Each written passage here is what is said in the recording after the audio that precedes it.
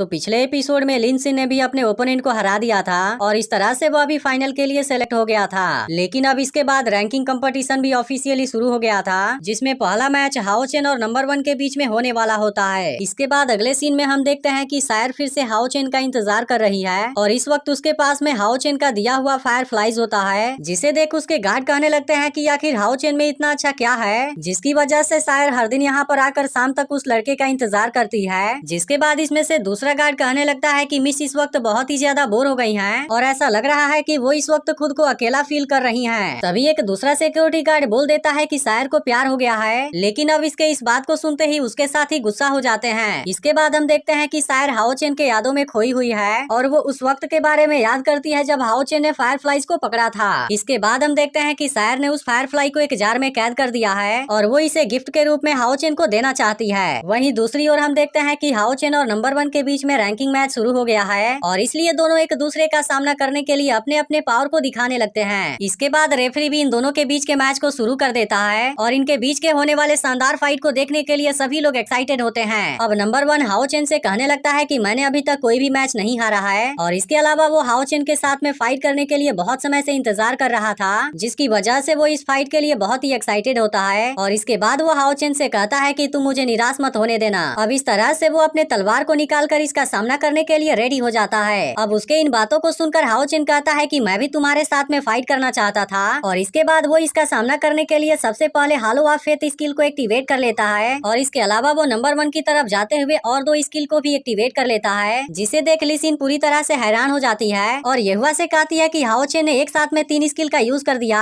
जिस पर यहुआ कहता है कि नंबर 1 जैसे वॉरियर का सामना करने के लिए हाओ चेन उसको सबसे ताकतवर के रूप में चैलेंज करना चाहता है। वहीं अब हाओ चेन जंप करते हुए नंबर 1 के ऊपर अटैक करने की कोशिश करता है, लेकिन हम देखते हैं कि असल में नंबर 1 भी बहुत ज्यादा पावरफुल था और वो हाओ चेन के इस अटैक को बहुत ही आसानी से रोक देता है। अब इसे देख हाओ चेन भी पूरी तरह से हैरान होता है और कहता है कि रेट्रिब्यूशन वॉरियर के रूप में उसने केवल एक तलवार का यूज किया और इसके बाद नंबर 1 हाओ चेन को दूर कर देता है। फिर हाओ चेन नंबर 1 के ऊपर कई बार अटैक करने की कोशिश करता है, लेकिन नंबर 1 उसके हर एक अटैक को बहुत ही आसानी से रोक लेता है, जिसकी वजह से हाओ चेन उसका कुछ भी नहीं कर पाता और उसे रियलाइज हो जाता है कि उसका अटैक नंबर 1 के लिए कुछ भी नहीं है। जिसके बाद हाओ चेन उसे हराने के लिए अपने अटैक की स्पीड को बढ़ा देता है, लेकिन बहुत बार कोशिश करने के बाद भी हाओ चेन उसका कुछ नहीं कर पाता और इसके बाद नंबर 1 हाओ चेन के अटैक को रोककर उसे जख्मी करना शुरू कर देता है, जिसे देख लिसिन को उसके बारे में चिंता होने लगती है। वहीं अब नंबर 1 हाओ चेन के ऊपर लगातार अटैक करना शुरू कर देता है, लेकिन हम देखते हैं कि उसके अटैक को रोकने में हाओ चेन को बहुत ज्यादा परेशानी हो रही थी और इसके बाद वो किसी तरह से खुद को उसके अटैक से बचाता है और इसी के साथ नंबर 1 के ऊपर एक पावरफुल अटैक करने की भी कोशिश करता है, लेकिन हम देखते हैं कि नंबर 1 इसके इस अटैक को भी बहुत आसानी से रोक देता है। फिर नंबर 1 हाओ चेन से कहने लगता है कि तुम अपने डिसिप्लिन वॉरियर की आइडेंटिटी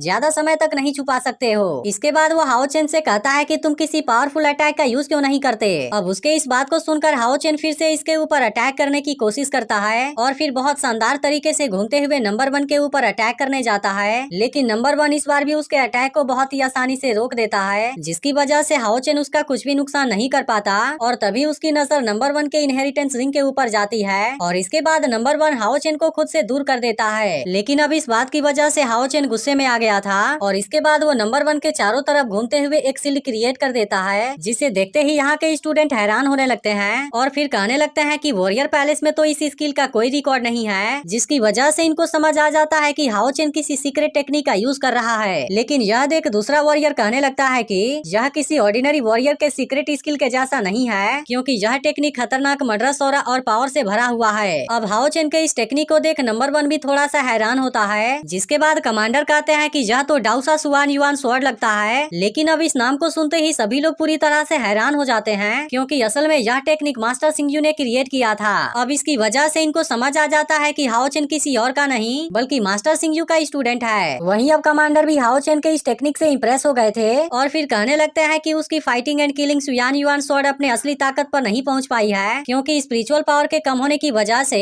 हाओ चेन इस टेक्निक के 10वें हिस्से के पावर को भी नहीं निकाल पा रहा। लेकिन अगर यह टेक्निक मास्टर सिंगयू ने यूज किया होता तब यह वॉरियर ग्राउंड भी उसके पावर को नहीं रोक पाता। वहीं अब नंबर 1 भी हाओ चेन के इस टेक्निक की वजह से थोड़ा सा परेशान हो गया था, क्योंकि इतने स्पीड की वजह से हाओ चेन उसे कहीं भी नजर नहीं आ रहा था और इसलिए इसके बाद वो अपने पावर का यूज करके इस बैरियर को तोड़ने की कोशिश करता है, लेकिन हम देखते हैं कि इसको तोड़ पाना इतना भी आसान नहीं होता है। इसके बाद वो कहने लगता है कि हाओ चेन स्पिरिचुअल पावर के ब्लास्ट का यूज कर रहा है और ब्लेड के बवंडर को क्रिएट करके उसने मेरे हर एक एक्शन को ब्लॉक कर दिया है। इसके बाद हाओ चेन अचानक से नंबर 1 के ऊपर अटैक करने की कोशिश करता है, लेकिन नंबर 1 इस बार भी उसके अटैक को रोक देता है और फिर कहने लगता है कि तुम बवंडर का यूज करके अपने बॉडी शेप को छुपाना चाहते हो। इसके बाद हाओ चेन फिर से इसके ऊपर अटैक करने की कोशिश करता है, लेकिन इस बार भी वो इसे कुछ भी नहीं कर पाता और फिर नंबर 1 उससे कहने लगता है कि fighting and killing Xuan Yuan sword एक जीनियस स्किल है, लेकिन अभी तक भी मुझे इसके असली ताकत के बारे में रियलाइज नहीं हुआ है। तभी इसी बीच हाओ चेन इसके ऊपर बहुत ही पावरफुल अटैक करने वाला होता है, लेकिन यह देखते ही नंबर 1 इसको अपने अटैक से ब्लॉक कर देता है और फिर हाओ चेन से कहने लगता है कि तुमने मेरे साथ में ज्यादा खेल लिया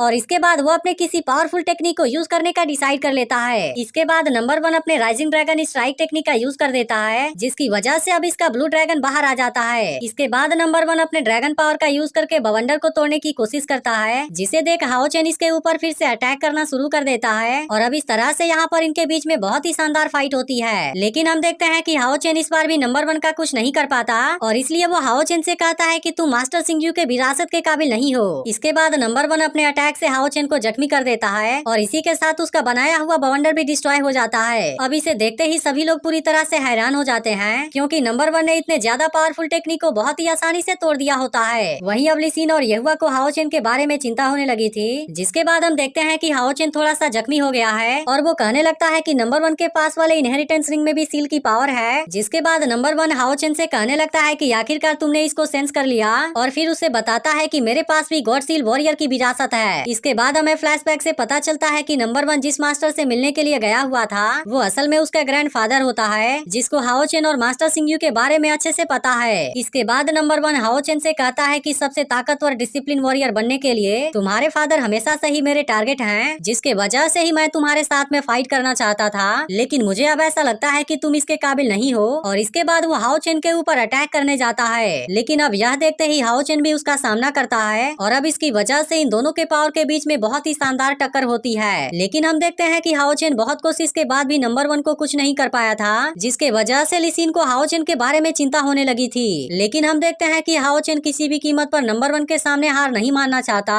और इसलिए वो अपनी पूरी ताकत के साथ उसका सामना कर रहा होता है। लेकिन फिर भी नंबर 1 हाओ चेन से ज्यादा पावरफुल होता है, जिसकी वजह से वो उसको बहुत ही आसानी से जख्मी करना शुरू कर देता है। अब हाओ चेन को भी पता चल गया था कि नंबर 1 सच में बहुत पावरफुल है और इसके बाद वह किसी तरह से खुद को उसके अटैक से बचाने लगता है। अब इसका अगला पार्ट भी कुछ देर में अपलोड हो जाएगा, लेकिन अगर आपने इसके पिछले एपिसोड को मिस कर दिया हो तो लेफ्ट वाली वीडियो जरूर देख लेना और अगर एक्सप्लेनेशन अच्छी लगी हो तो वीडियो को लाइक भी जरूर कर देना।